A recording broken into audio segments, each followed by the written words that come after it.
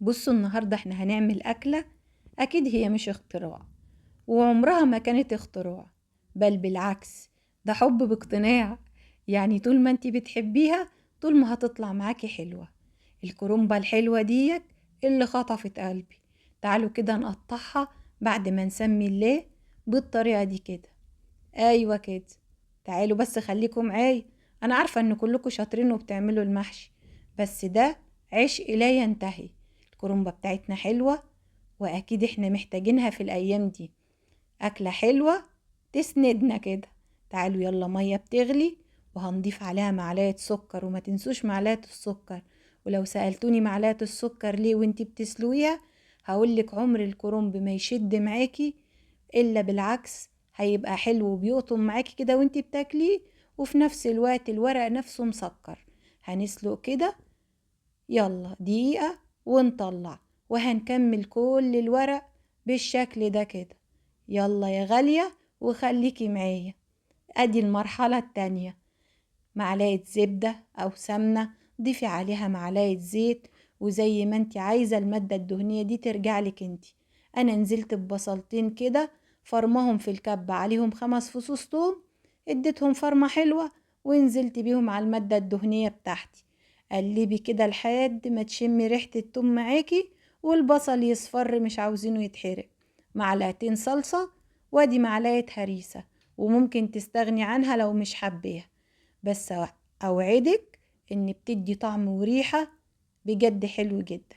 يلا بقى قلبي التقليبة الحلوة كده، وفي نفس الوقت تكوني مجهزة الطماطم معاكي. ايوه كده. انزلي بقى بالطماطم بتاعتك بعد ما ضربناها، وعليها كده رشة الكزبرة. في اسهل من كده؟ وادي معلقة سكر عشان حموضة الطماطم، وعشان تاكلي براحتك يا ست الكل. اديها تقليبة حلوة، ويلا غطي بقى وسيبيها تتسبك معانا. ما حطيتيش ملح يا بسوم؟ ما انا فاكره، انا منسيتوش. مش هحط دلوقتي. ايوه كده، خلاص داخله معانا على التسبيكه اهي. بصوا كده، قلبي كده وخليكي شاطره. هننزل بالملح بتاعنا، طبعا الملح ده حسب الرغبه، زي ما انتي عايزه حطي الملح بتاعك. يلا بقى نرجع ونسيبها تتسبك بقى على الاخر. ايوه كده. هناخد معلقتين 3 من الصلصة بتاعتنا، وهقول لكم احنا هنعمل بيهم ايه.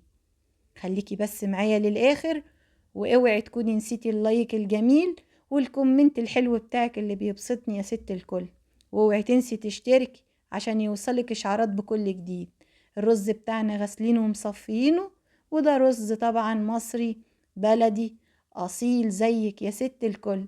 يلا بقى قلبي كده، وانا بحب اقلبه في الصلصة دقيقتين 3 كده، ونكون مجهزين الخضرة بتاعتنا وغسلينها ومنشفينها ومقطعينها، وننزل برشة الكمون كده قبلها، وننزل بالخضرة بتاعتنا.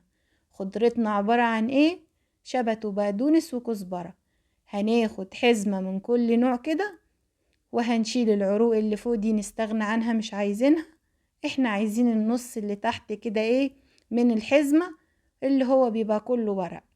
يلا بقى قطعيه بالشكل ده كده، وبعد ما غسلتيه ونشفتيه نزلنا كده على الرز. خلطتنا بقت تمام، وفي نفس الحلة مش هنغسلها. هنزل ببصلة مقطعوها، معاها جزرة، حباية من الطماطم، قرن فلفل، وتقدري تستغني عنه، رشة فلفل اسود بسيطة كده على البصلة. وهناخد شوية من الخضرة بتاعتنا كده ونقلبها بالشكل ده. ايه رأيكم؟ على طول، مش هناخد وقت، في ثواني كده. يلا بقى ورقة من بتاعة الكرنب زي ما انتي شايفة كده، وهنغطي على الحاجات دي. هنلفه، هنلف بالطريقة دي. وطبعا في ناس بتلف بالشكل ده كده، ايوه كده، وفي ناس بتلف عكس بالطريقة دي كده. وانتي بتلفي كده او بتلفي كده، ليكي مطلق الحرية. هنكمل الحلة بتاعتنا للآخر، وتعالي اقولك هنعمل ايه بعد كده. زي ما انت شايفة في ثواني على طول هتلفي حلتك بالشكل ده. تعالي بقى مجهزين الشوربة بتاعتنا.